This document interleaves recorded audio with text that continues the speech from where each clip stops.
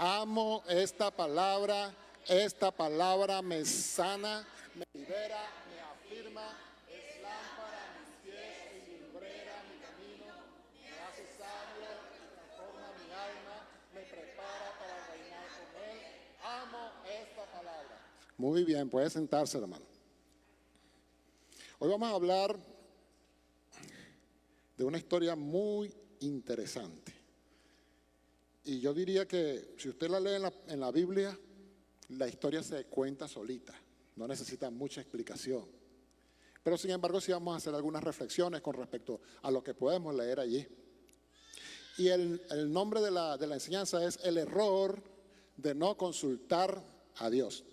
Puede decirle que está a su lado, el error de no consultar a Dios. No cometas ese error, ¿ok? Hay una historia que habla de John Wesley. Tal vez ustedes no conocen quién es John Wesley. John Wesley fue una persona que el Señor usó poderosamente para traer el Evangelio al mundo, ¿no? Y de su vida sale lo que son las iglesias metodistas, que es esta iglesia precisamente.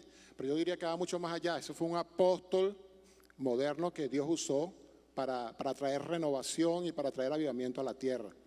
Y se cuenta que en una ocasión él iba viajando desde Inglaterra hasta aquí en los Estados Unidos, iba en un barco. Usted sabe que en 1800, 1700 no habían aviones y tenías que trasladarte en barco. En esa ocasión se formó una tormenta, se agitó el mar y la gente estaba bastante asustada, ¿no?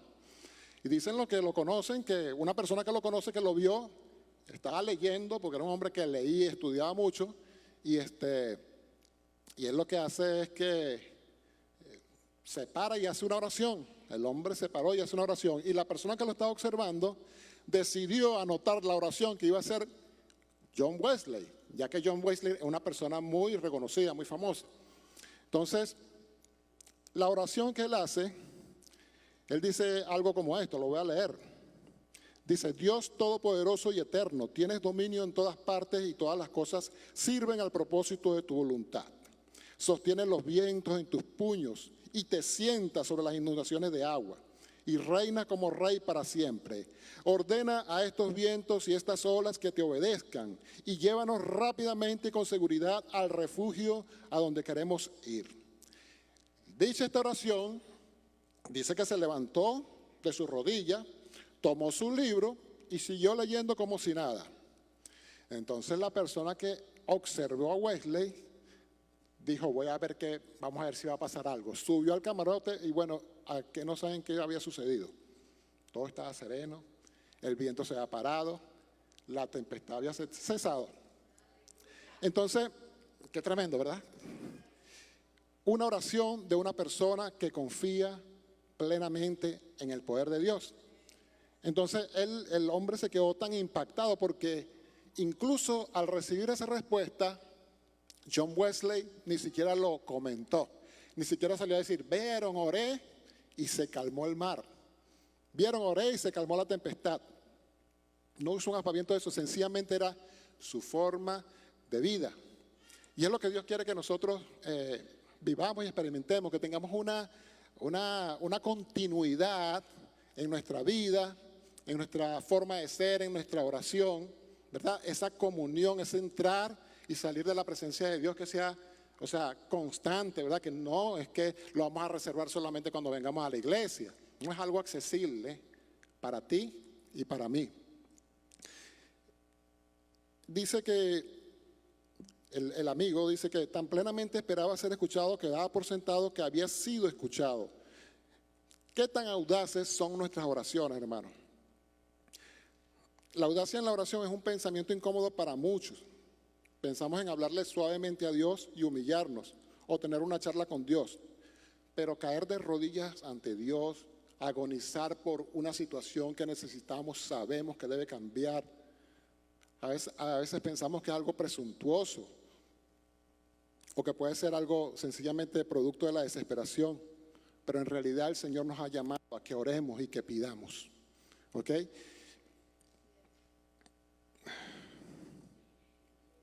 Dice la palabra de Dios en Hebreos 4:16.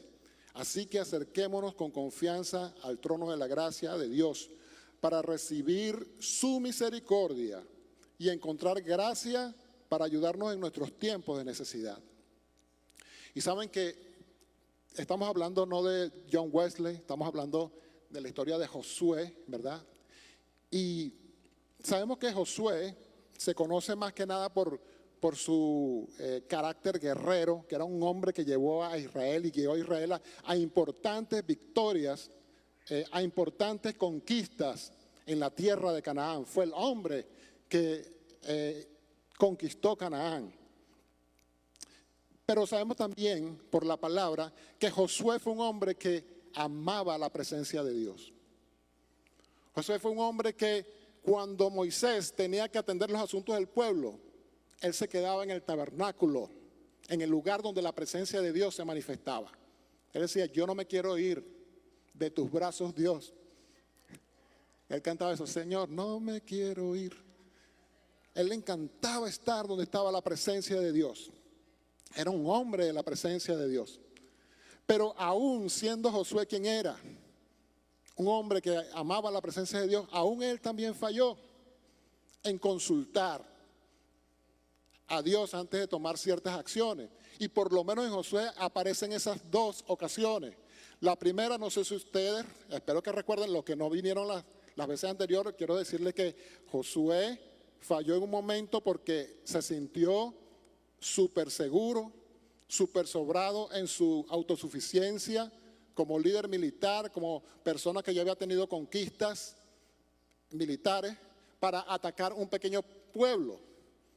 Y resulta que por no haber consultado a Dios, no se dieron cuenta que había una situación dentro del pueblo de Israel de desobediencia, lo cual trajo una estrepitosa derrota para el pueblo de Israel. Pues fíjense que eso no bastó, porque cuando Dios le permitió ya por fin acabar con esos enemigos, entonces vino una segunda prueba. Y esa prueba no vino como la anterior, de frente para pelear una guerra, sino que vino de una manera muy sutil y muy disimulada. Y saben que muchas veces las batallas que nosotros enfrentamos, las más difíciles, las más fuertes, no son las que vienen de frente. Hay un dicho por allá en mi país que dice, Señor, líbrame del agua mansa, porque del agua brava me libro yo. Y es así. A veces tú estás preparado para enfrentar una batalla fuerte y estás ahí, que se vengan todos los que quieran, aquí estoy yo, aquí lo espero, a mí no me van a tumbar. Pero cuando viene algo así sutil, tranquilito, hermano, ahí sí hay que tener cuidado. Porque el engaño entra de esta manera. Entra a través de un pensamiento, entra a través de una sonrisa manipuladora, que tú no sabes que es manipuladora porque te está manipulando. Entonces, mire, es fácil ser víctima del engaño del enemigo. Y vamos a empezar por ahí. Vamos a leer el capítulo 9 de Josué, versículos del 1 al 13.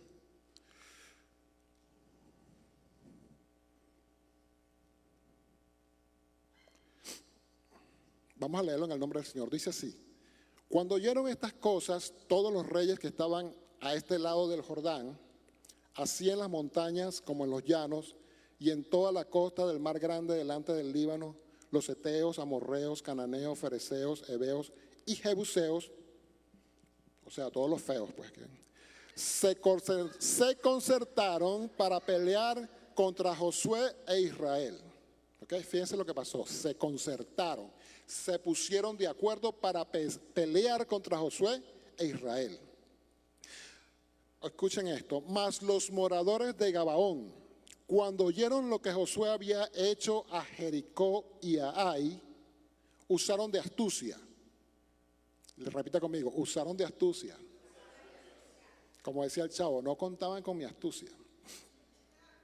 Pues fueron y se fingieron embajadores ¿ok? Se fingieron embajadores y tomaron sacos viejos sobre sus asnos y cueros viejos de vino, rotos y remendados, y zapatos viejos y recocidos en sus pies, con vestidos viejos sobre sí, y todo el pan que traían para el camino era seco y mohoso. ¿Ok? Fíjense, moradores de allí mismo fingieron venir desde muy lejos. Y vinieron a Josué al campamento de Gilgal y le dijeron a él y a los de Israel: nosotros venimos de tierra muy lejana, haced pues ahora alianza con nosotros. Y los de Israel respondieron a los heveos: quizá habitáis en medio de nosotros. O sea, sospecharon, ¿verdad? ¿Cómo pues podremos hacer alianza con vosotros? Ellos respondieron a Josué: nosotros somos tus siervos. Y Josué les dijo: ¿quiénes sois vosotros y de dónde venís?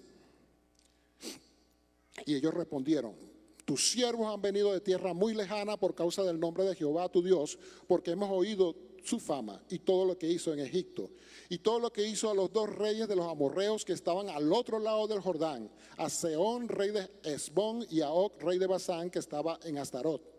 Por lo cual nuestros ancianos y todos los moradores de nuestra tierra nos dijeron: tomad en vuestras manos provisión para el camino e id al encuentro de ellos y decidles: nosotros somos vuestros siervos, haced ahora alianza con nosotros. Este nuestro pan lo tomamos caliente de nuestras casas para el camino el día que salimos para venir a vosotros. Y helo aquí, ahora ya seco y mohoso. Estos cueros de vino también los llenamos nuevos, helos aquí ya rotos. También estos nuestros vestidos y nuestros zapatos están ya viejos a causa de lo muy largo del camino. Amén. Vamos a hacer una oración, hermano. Señor, gracias te damos porque hemos leído tu palabra, Señor, y a través de ella recibimos bendición, recibimos alimento, recibimos apertura de ojos. Gracias, Dios, porque tú en esta mañana también nos hablas a través de ella, Señor. Que nuestros corazones estén dispuestos, que nuestros espíritus sean receptivos, Señor. Oh Dios, y que toda oscuridad sea disipada por la luz de tu palabra. En el nombre de Jesús, amén y amén. ¿Qué les pareció la historia? Interesante. Esos tipos se pudieron haber ganado el Oscar fácilmente, porque la trama que hicieron, hermano, fue espectacular, con vestuario incluido, ¿ok? Mejor vestuario, mejor escenografía. Hicieron una increíble puesta en escena delante de Israel, delante de Josué.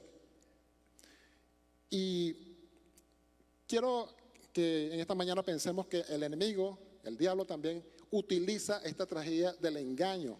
De hecho, es una de las estrategias más comunes y más usualmente utilizada por él. La estrategia del engaño. Él utilizará un discurso que te seduce, que te atrae, para hacer que te rindas a su engaño. Él practicó este tipo de engaño en el jardín de Edén. Todos recuerdan la historia de Adán y Eva, ¿verdad? La serpiente, ¿verdad?, que representaba a Satanás, engañó a Eva a través de una conversación muy sutil y una tergiversación de las verdades. Y hoy en día nosotros también somos muy víctimas al engaño. En todas partes vemos engaño, ¿verdad? En la política, en la publicidad. Cada vez que usted va a comprar algo, le tratan de vender algo que tiene más características de las que realmente tiene, ¿verdad? Mira, con este teléfono tú puedes si quieres, puedes hasta comunicarte con Marte si hay una persona en Marte, por ejemplo. O sea, te dicen cosas que son imposibles, pero tú con la labia del vendedor te convences y compras. O cuando vas a comprar un carro, vas a comprar un carro y te dicen, bueno, mira, este carro es así, así, así. Y resulta que el carro tiene más problemas que, bueno, pues. Pero bueno, es solamente para que nos ubiquemos en el contexto del mundo, ¿verdad?, en el cual estamos viviendo, lleno de engaños por todas partes. Engaños en la familia, engaños en las parejas. Historias de horror, ¿verdad?, con respecto a engaños. Entonces, ¿somos susceptibles a los engaños o no somos susceptibles a los engaños? Muy susceptibles, y el enemigo lo sabe. Siempre está como que la buena voluntad allí, ¿verdad?, de nosotros, Y a veces hacemos el papel no de buenos, sino de tontos. Pero en este caso hay que darle crédito a este pueblo, a los gabaonitas, porque por lo menos ellos estaban haciendo esto porque querían salvar sus vidas. Y les pongo en contexto, la orden del Señor para los israelitas era que ellos tenían que exterminar a esos poblados de por allí. Porque esa gente estaba pero demasiado, extremadamente entregada a la maldad y al pecado. Estaban totalmente contrarios a Dios y Dios había ordenado exterminar porque esa tierra la iba a ocupar con gente santa, con gente que iba a ser guiada por donde él iba a ser el Dios, el rey de ellos. Y los gabaonitas estaban en ese grupo de personas. Imagínese usted mentiría para salvar su vida. ¿Ah? Nadie mentiría para salvar su vida. No, tiene que ponerse en el lugar de ellos. Y si vamos a tomar excepciones también, ¿no? Por ejemplo, el caso de Ofra y Frúa, creo que se llama, Ofra y Frúa. Eran dos parteras egipcias que mintieron al faraón para salvar a los niños israelitas, porque los estaban matando. Todos los varones los mataban. Y entonces ellas mintieron para salvar la vida de esos niños. Y aquí vemos un caso, vemos una gente que está condenada a morir. Y ellos vienen con ese estratagema, con ese engaño, para tratar de salvar sus vidas. Y en realidad, esto es una historia muy interesante y llena de muchas lecciones. Y podemos ver allí en dos lecciones y dos cosas principales. O yo la veo así, pues. Veo la misericordia de Dios y veo también la facilidad con que nosotros somos engañados. Dos situaciones que son importantes para nosotros como hijos de Dios. Obviamente los israelitas al principio sospecharon, ¿verdad?, de que esta gente estaba en realidad diciendo la verdad.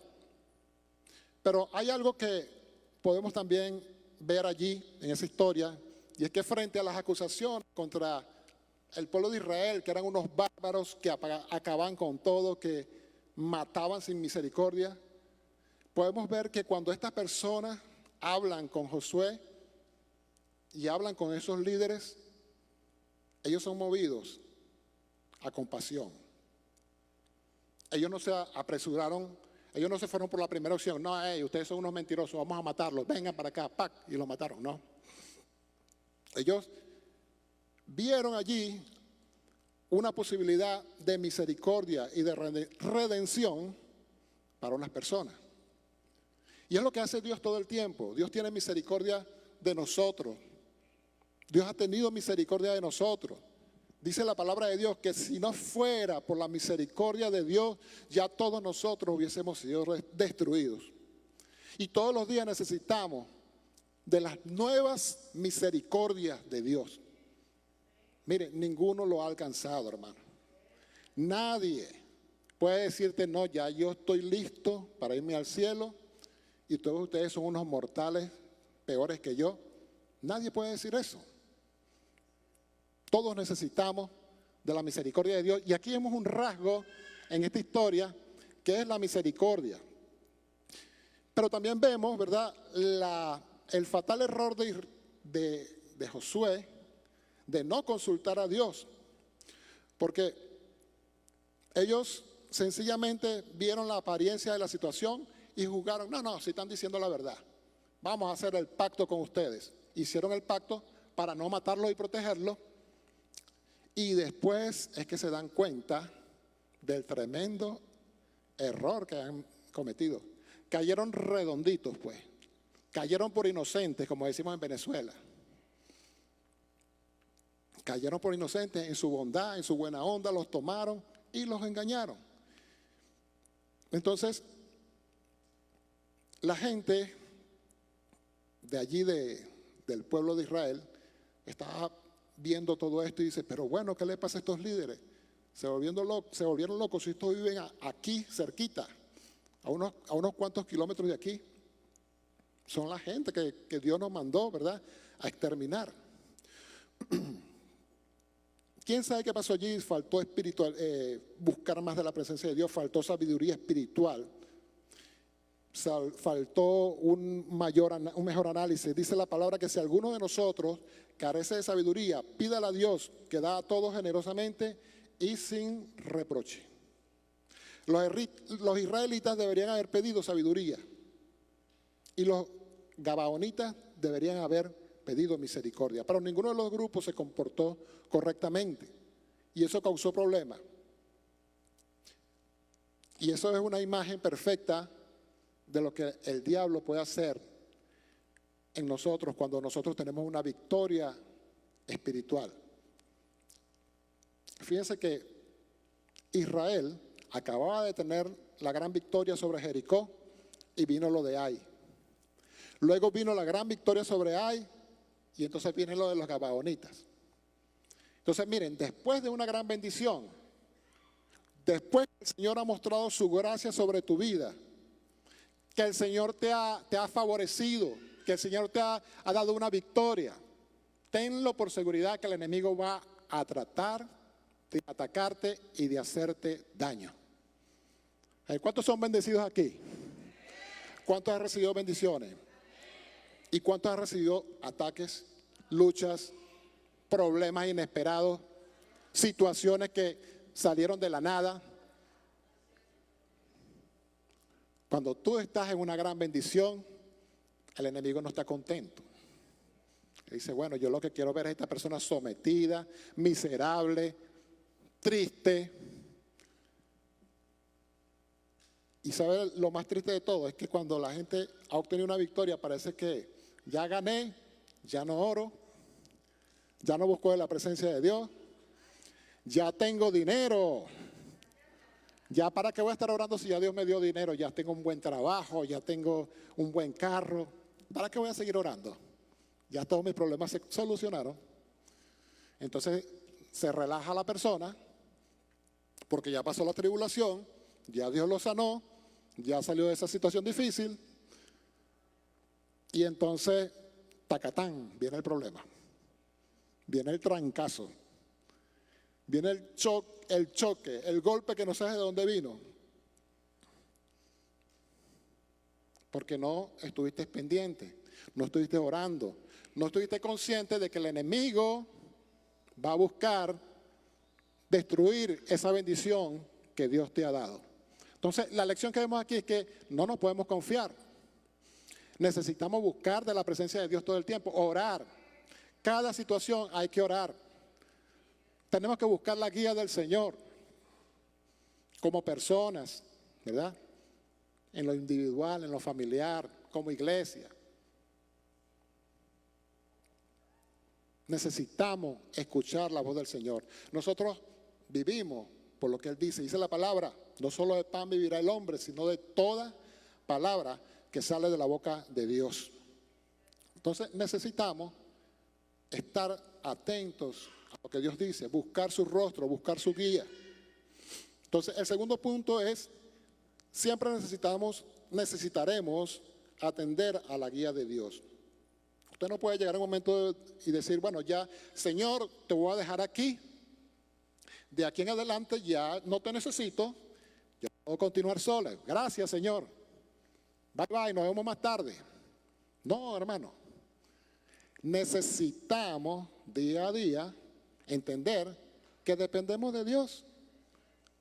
Es el plan de Él para nosotros. Mire, Dios nos creó para que estuviéramos con Él. Ese era el plan original, para que tuviéramos comunión con Él. Entonces Dios quiere que nosotros vivamos en comunión con Él, que le busquemos, que lo adoremos, que le escuchemos, que recibamos sus bendiciones, su amor, que podamos, ¿verdad?, disfrutar las bendiciones de Él y escapar y destruir las obras del enemigo, que no quiere nada bueno para nuestras vidas. Vamos a leer en los versículos 14 y 15. Dice, y los hombres de Israel tomaron de las provisiones de ellos y no consultaron a Jehová. Y Josué hizo paz con ellos y celebró con ellos alianza, concediéndoles la vida. Y también lo juraron los príncipes de la congregación. Fíjense que en el versículo 14 hace énfasis en eso. No consultaron a Jehová.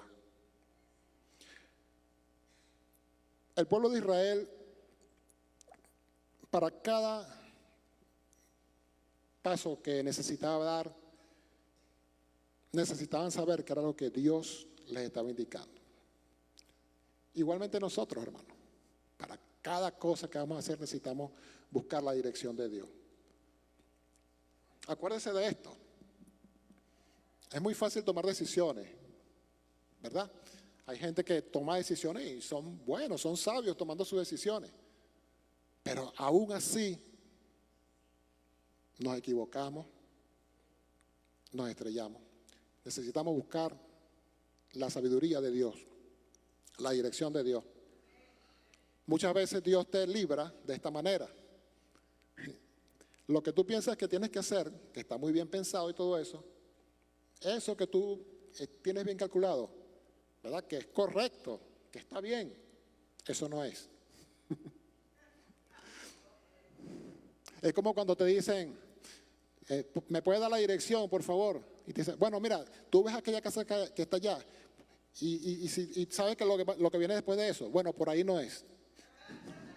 Es algo así.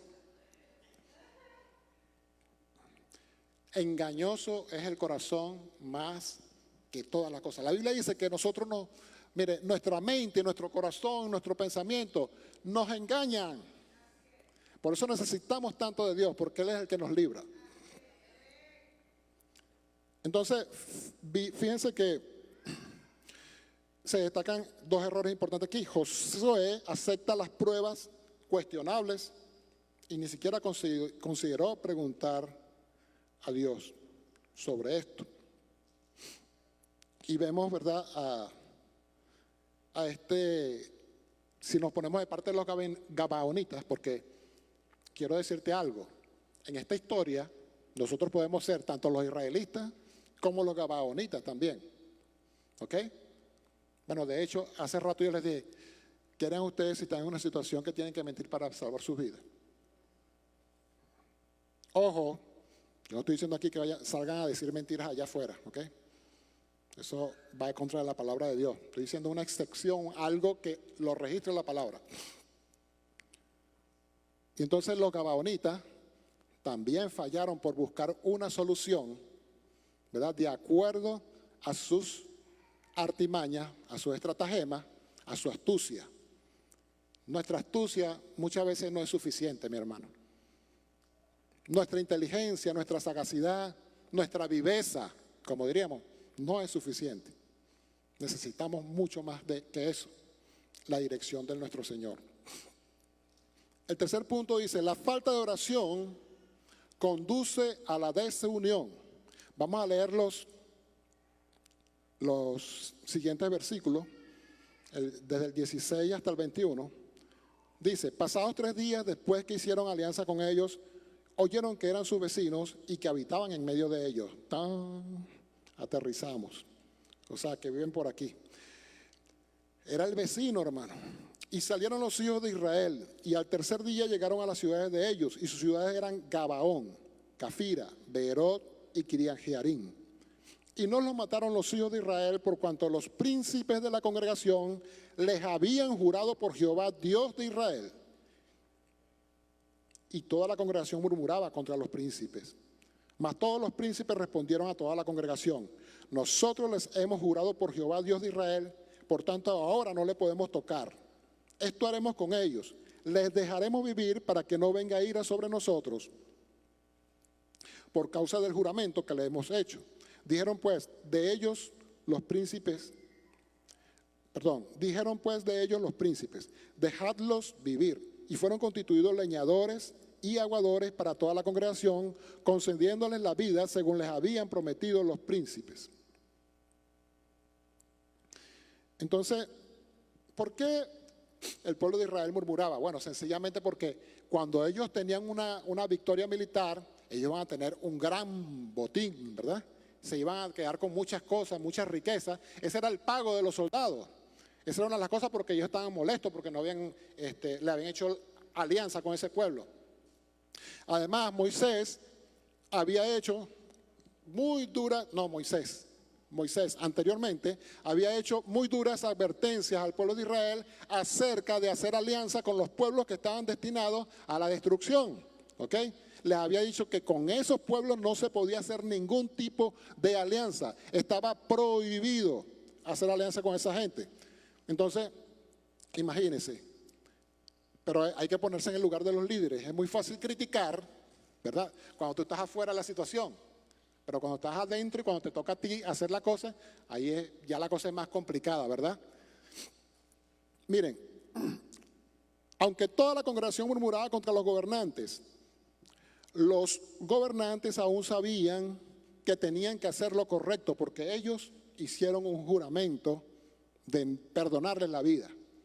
Entonces, miren esa dicotomía, ¿no? Y por eso le digo, aquí vemos la misericordia de Dios. La orden era acabar con esa gente.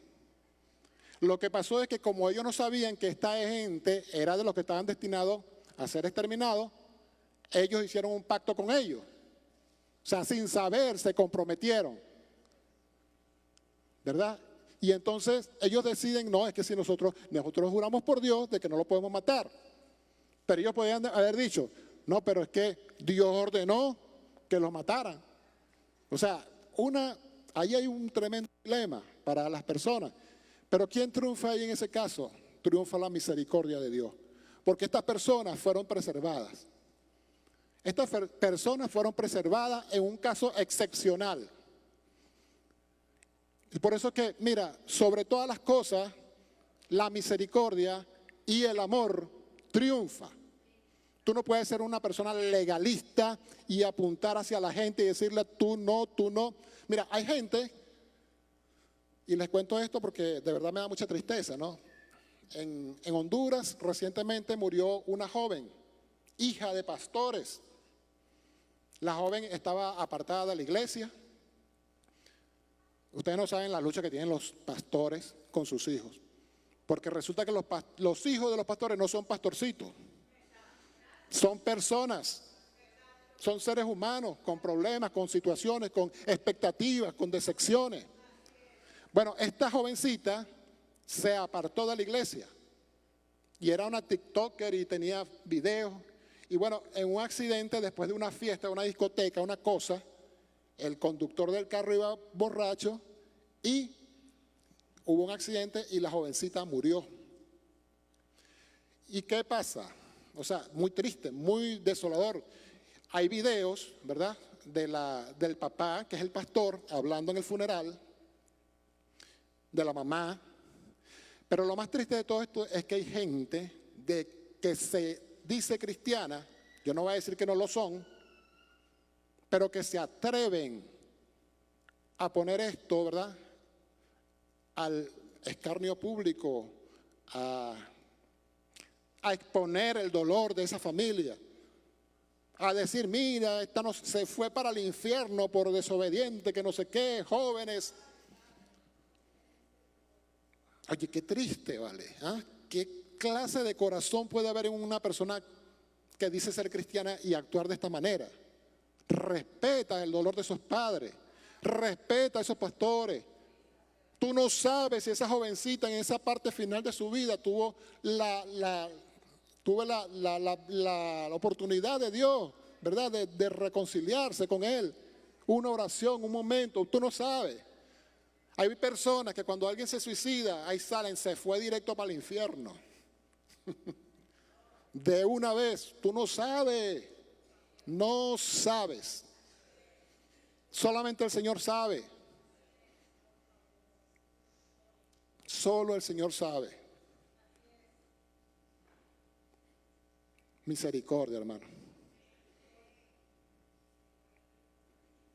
La misericordia triunfa sobre el juicio. Dice la palabra que en esto se cumplen todos los mandamientos, en amar al Señor y amar al prójimo como nosotros mismos. Entonces, que el Señor nos ayude, ¿verdad?, a ser misericordiosos, a amar a la persona, a ser un cristiano que no repelamos a la persona por lo religiosos que somos, sino que la gente se pueda acercar a nosotros, que la gente se sienta libre de buscarte, de tratar contigo, que encuentre un espacio abierto para que tú vengas. Yo quiero ser esa clase de cristiano. El Señor Jesús, dicen, lo acusaban porque andaba con ladrones, con prostitutas, con dragones, o sea, dragones que tragan, glotones. No con dragones, hermano. Entonces el Señor lo acusaban porque andaba con gente desordenada, pues. La gente no veía al Señor como un religioso. La gente veía al Señor como una persona accesible. No dejes que la religión aparte a las personas de ti. Esto es tremendo, ¿verdad? La misericordia de Dios triunfa sobre todo. El último punto, mantén tu integridad en todo momento. Versículos 22 al 27 dice, y llamándolo a Josué les habló diciendo, ¿por qué nos habéis engañado diciendo, habitamos muy lejos de vosotros, siendo así que moráis en medio de nosotros? Ahora pues, escucha esto es fuerte, malditos sois, y no dejará de haber entre vosotros siervos, y quien corte la leña y saque el agua para la casa de mi Dios. ¿Okay? Escuche bien eso. La maldición que le dice Josué, no dejará de haber siervos que corte la leña y saque el agua para la casa de ¿quién? Pueden repetir, para la casa de. Oye, pero qué maldición tan buena, hermano. Estar en la casa de Dios. O sea, vean la misericordia de Dios tan grande que aún, ¿verdad?, en esa maldición hay una bendición. Sí, porque la gente estaba cerca, iba a estar cerca de la presencia de Dios. Wow, qué tremendo. Yo con esto me asombro. No me dejo de asombrar. Mire, una de las cosas que podemos aprender aquí, ¿verdad?, de esta historia es que Josué y sus líderes reconocieron el error que habían cometido. Pero luego que reconocieron el error que habían cometido, hicieron que ese error trabajara para ellos, literalmente. Porque estas personas se convirtieron en siervos del pueblo de Israel. Hay que unas reseñas que me vinieron con las notas, dice que los gabaonitas fueron llamados Net-Inim, que se dicen los dados, no los dados de jugar dados, sino los dados de dar, para asistir a los sacerdotes, y trabajaron como siervos en el templo. Fíjense, estos gabaonitas que estaban destinados a morir, que estaban destinados a ser destruidos, fueron siervos en el templo. En el capítulo 10, el que viene la semana que viene, no se pierdan el próximo capítulo, hermano. Veremos que Dios anuló el error de Josué y lo utilizó para darle una victoria grandiosa sobre 5 reyes al mismo tiempo. Recuerden que los reyes se habían reunido y se habían unido en una liga, habían hecho una confederación para pelear contra Israel. Los gabaonitas prefirieron tener una vida de servicio que morir como los habitantes de Jericó y Jai. Los gabaonitas habían escuchado la historia de Jericó y de Ai, y ellos prefirieron ser siervos que morir. Tal vez aquí haya una tremenda lección de vida para nosotros también, ¿verdad? Ellos prefirieron ser siervos que morir. ¿Acaso nosotros no estábamos destinados también a morir, a la destrucción? Y en el reino de Dios, ¿quién es el más grande, hermano? El que sirve. Entonces, tal vez haya una lección también para nosotros aquí. ¿verdad? Vivamos para servir. Agradezcamos el milagro de la salvación de Dios y sirvamos, vivamos para servir. Y fíjense que estos Net-Inim fueron también parte de los que fueron después, más adelante, el pueblo de Israel, cuando se olvidó de Dios y hizo muchas cosas malas, el pueblo de Dios fue deportado. Los deportaron hacia Babilonia. ¿Ok? Bueno, en ese grupo de deportados iban gente, estos gabaonitas, y después regresaron. Y en ninguna parte de la Escritura habla de que los gabaonitas llegaron a ser una carga o un problema para el pueblo de Israel. Entonces, fíjense lo grande y lo maravilloso que es Dios. Y yo quiero terminar aquí. Y quiero decirte que no importa la situación que estés viviendo, no importa la situación que estés atravesando, el Señor siempre tiene los brazos abiertos para recibirte. El Señor siempre tiene una oportunidad nueva para ti. Tal vez el enemigo te diga, no sirves. Tal vez el enemigo te diga, esto nadie te lo va a perdonar. Esto no tiene perdón. Pero el Señor te dice, sí, sí tiene perdón. Ven a mí, que yo no te cierro la puerta. Ven a mí, que yo tengo para ti vida en abundancia. Que para ti tengo una nueva oportunidad. Para ti tengo un nuevo día. Voy a pedirle que se coloquen de pie, vamos a orar. Vamos a darle gracias a Dios por esta palabra. Vamos a pedirle al Señor, ¿verdad?, que nos libre primero del engaño del enemigo. Que nos guarde. Que haga personas de la presencia de Dios, así como fue Josué. ¿Verdad? Que le busquemos siempre.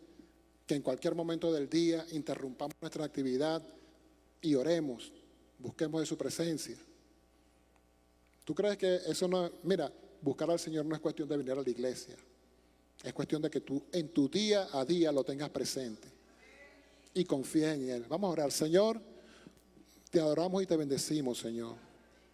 Gracias te damos, Padre, por tu misericordia, que es infinita, que es más alta que los cielos, Señor, y que nos arropa a todos nosotros y nos tiene aquí en este lugar. Gracias por tu palabra.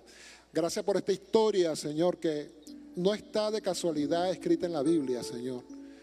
Estas importantes lecciones, Señor, son para que nosotros las pongamos en práctica en nuestras vidas.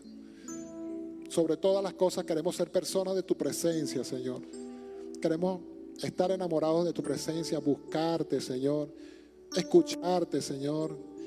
Que nuestros oídos, Señor, estén atentos, Señor, a lo que tú quieres decir, a tu palabra, Señor. En el nombre de Jesús, quita todo estorbo en nuestro corazón. Quita todo estorbo de nuestros corazones, Señor, que nos impide escuchar tu voz, Señor. Toda altivez que pueda haber en nosotros en contra de tu palabra. Toda autosuficiencia, Señor. Dile al Señor, Señor, no quiero ser autosuficiente. Repite conmigo, no quiero ser autosuficiente. Reconozco que te necesito, Señor. No hay ni un paso que yo pueda dar sin tu ayuda, Señor. Oh, Señor, que podamos ser sabios, Señor, para escucharte, para hacer tu voluntad, para obedecerte, Dios mío. Señor, también queremos en esta hora pedirte que la misericordia tuya, Señor, se manifieste a través de nosotros, a toda persona con la que nos encontremos, Señor. Que podamos expresarle tu amor, Señor. Que podamos expresar que hemos recibido tanto, Señor, que no nos queda otra cosa que regalar el amor que tú nos has dado, Señor.